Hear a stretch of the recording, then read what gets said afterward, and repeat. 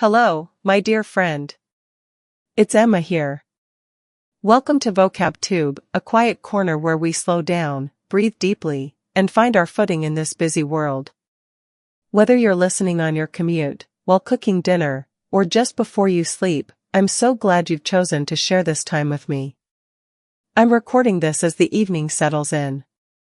The only light in the room comes from my desk lamp, casting long, soft shadows. Outside, the world is quieting down. There's a certain peace in this time of day, don't you think? It's as if the earth itself is exhaling, inviting us to do the same. Have you ever felt like you're carrying a weight you can't quite name? Not a sharp pain, but a dull, constant pressure. It's the feeling of your own expectations, the quiet hum of anxiety about tomorrow, the ghost of a conversation that didn't go as planned. It's the mental list of things you didn't finish, the subtle fear that you're not quite enough, not quite there yet. I know that feeling. I've carried that weight, too.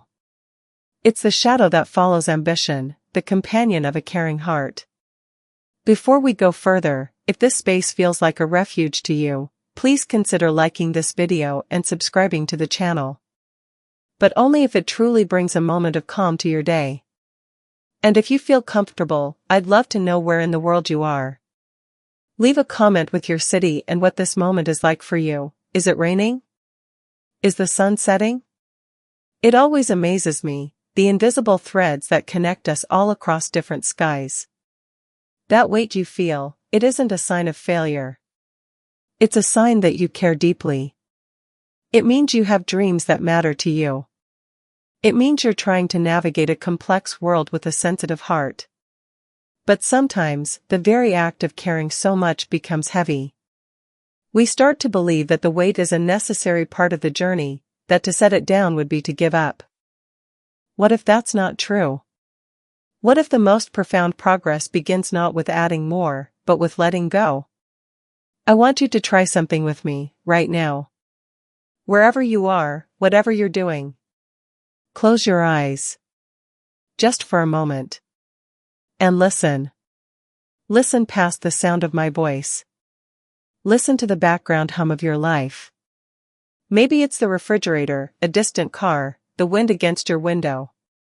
Now, listen closer. Listen to your own breath. The simple, steady rhythm of your being. In and out. For this one moment, there is nothing else you need to do. No problem to solve. No standard to meet. You are here. You are breathing. And that is enough. That feeling, right there? That small space of peace? That is the foundation. That is where we begin. We live in a world that celebrates the noise. The hustle. The constant doing. We're taught to climb, to achieve, to acquire, to optimize. We fill our calendars, our minds, our homes with more and more, hoping that the next thing will be the one that finally makes us feel settled. Complete. But the completion we seek doesn't lie in the next accomplishment. It's hidden in the spaces between. In the quiet moment you just created. Think of your mind like a room. Every worry, every to-do, every unresolved thought is like a piece of furniture, a stack of books, a forgotten coat tossed over a chair. At first, it's manageable. But over time, without noticing, the room becomes cluttered. It becomes harder to move, harder to breathe, harder to find what you're actually looking for. The light can't reach the corners anymore. We get so used to the clutter that we mistake it for being productive, for being engaged with life. We think a busy room is a lived-in room. But a lived-in room can also be a peaceful one. A room where every object has its place, where there is space to dance, to sit in silence, to welcome a friend. The journey we're starting today isn't about throwing everything out. It's about gentle curation. It's about learning what to keep, what to let go of, and how to arrange what remains in a way that serves your soul, not just your schedule. Let's talk about one of the heaviest pieces of furniture in that room, the past. We all carry it with us. Not just the big, dramatic memories, but the small, sharp fragments. The embarrassing thing you said 5 years ago that still makes you cringe. The kindness you wish you had offered. The opportunity you were too afraid to take. We replay these moments, polishing them with regret until they shine with a painful light. We treat the past as a lesson we must constantly study, fearing that if we stop looking at it, we'll make the same mistake again. But what if the past is not a textbook to be memorized, but a landscape you've already traveled through?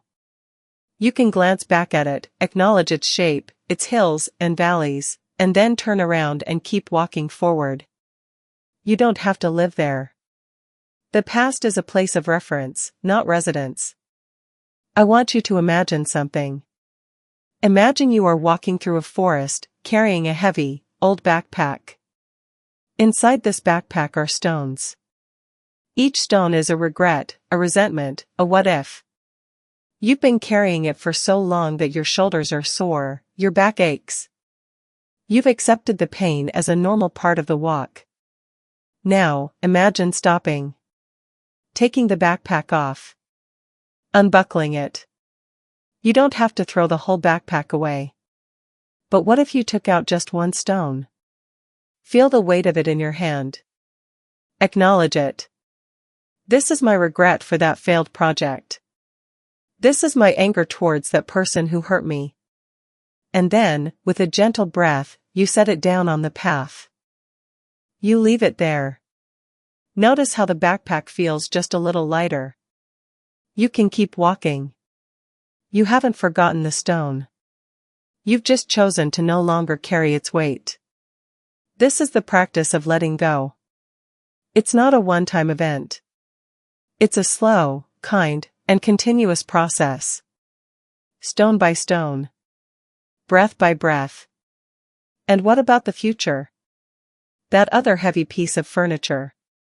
Anxiety is almost always a story we tell ourselves about a future that hasn't happened yet. We imagine the worst-case scenario, we rehearse conversations, we build fortresses against problems that are only ghosts. We live in the what if and the how will I, and in doing so, we sacrifice the only time we truly have, the present. The present moment is often quiet. It's the taste of your tea, the feeling of your feet on the floor, the sound of a single bird outside. The future is loud, demanding, and full of shadows. It's easy to listen to the noise and miss the quiet. But the future is not a monster to be feared. It's a path that unfolds one step at a time. You cannot see around the bend. No one can. And the attempt to control it, to map every inch of it in your mind, is like trying to hold water in your hands. It's exhausting, and ultimately, impossible. The greatest preparation for the future is not a detailed plan, but a peaceful heart. A heart that trusts in your ability to handle what comes, not because you have all the answers, but because you have a deep connection to the present moment, where your true strength resides. So, how do we begin to clear the room? How do we lighten the load? We start with awareness. We start by noticing. For the rest of the day, I invite you to be a gentle observer of your own mind. Without judgment. When you feel that familiar clutch of anxiety, that rise of frustration, just notice it. Say to yourself, there is worry. Or, there is impatience. Don't fight it. Don't try to push it away. Just acknowledge its presence, like you'd acknowledge a cloud passing in front of the sun. The cloud is not the sky. The worry is not you. This simple act of noticing creates a tiny space. And in that space, you find your freedom. You realize you are not your thoughts. You are the awareness behind them. Another way to create space is through the breath. It's the anchor we always have with us. Let's try another small practice together. Sit comfortably. You can close your eyes if you'd like. Bring your attention to your breath. Don't try to change it. Just feel the air moving in and out. Now, on your next inhale, imagine you are breathing in calm, clear light. And on the exhale, imagine you are breathing out a little bit of that mental clutter, that fog of worry. Inhale calm. Exhale clutter. Just for 3 breaths. Inhale calm. Exhale clutter. Inhale calm. Exhale clutter. Inhale calm. Exhale clutter. And gently open your eyes. How do you feel? Even just a tiny bit lighter? A tiny bit more here? This is the work. Not grand, dramatic gestures, but these small, consistent returns to the present. Every time you remember to breathe with intention, you are clearing a little space in the room of your mind. You are dusting a windowsill and letting the light in. This path of peaceful progress is not about becoming a different person. It's about returning to the person you already are, underneath the worry, beneath the hustle. It's about remembering that you are, and always have been, whole. It's okay if it feels slow. It's okay if you forget and get caught up in the noise again. That's part of being human. The practice is in the gentle return. The kind remembering. The soft whisper to yourself, I am here. I am breathing. In this moment, I am okay. You have everything you need within you to navigate this life with more grace and less struggle. It starts with a single breath. A single choice to set down one small stone. Thank you for walking this path with me, even for just these few minutes. If this resonated with you, I'd be so grateful if you shared your own experiences in the comments below. What is one small stone you are ready to set down today? You know, that simple act of breathing, of noticing, it creates a ripple. It starts to touch every part of your life. Let's talk about one of the biggest sources of that weight we carry, the people in our lives. Human connection is a beautiful, complicated thing. It can be the source of our greatest joy and our deepest pain. We tie our sense of worth to how others see us. We bend and twist ourselves, trying to fit into the shapes we think they want us to be. We hold on to grudges like precious heirlooms, thinking that by clutching our hurt, we are protecting ourselves from being hurt again. But what are we really protecting? Imagine that grudge, that resentment, is a hot coal you are holding in your hand. You're holding it tight, thinking, this will show them. This will make them pay. But you are the one being burned. The other person may not even feel the heat. Forgiveness, then, isn't about saying what they did was okay. It's about you finally looking at that hot coal in your hand and deciding, I no longer want to carry this burn. It's about setting the coal down and tending to your own wound. It is, perhaps, the most radical act of self-care there is. And what about the opposite side? The desperate need for approval, for everyone to like us? This is another heavy stone in the backpack. We perform, we people please, we hide our true opinions, all to maintain a fragile sense of belonging. But this kind of belonging is conditional. It's a house built on sand. The slightest criticism, the smallest disagreement, and it feels like the whole world is collapsing. What if we built our sense of belonging within ourselves first? This doesn't mean becoming cold or isolated. It means coming into relationship from a place of wholeness, not lack. It means saying, I value your opinion, but my worth is not determined by it. It means having the courage to be your authentic, sometimes messy, beautifully imperfect self, and trusting that the right people will be drawn to that realness. The ones who aren't? They were never your people to begin with. Letting that idea go, it's like unlocking a cage you didn't know you were in. This extends to the digital world, too, doesn't it? That endless scroll of curated lives. We look at highlight reels and compare them to our behind the scenes. We measure our quiet, ordinary Tuesday against someone's spectacular vacation, their professional achievement, their seemingly perfect family moment. It's an unfair race you can never win, because you're racing against an illusion. I invite you to consider a digital decluttering. Not necessarily deleting everything, but bringing awareness to your consumption. Notice how you feel after 10 minutes of scrolling. Do you feel inspired and connected?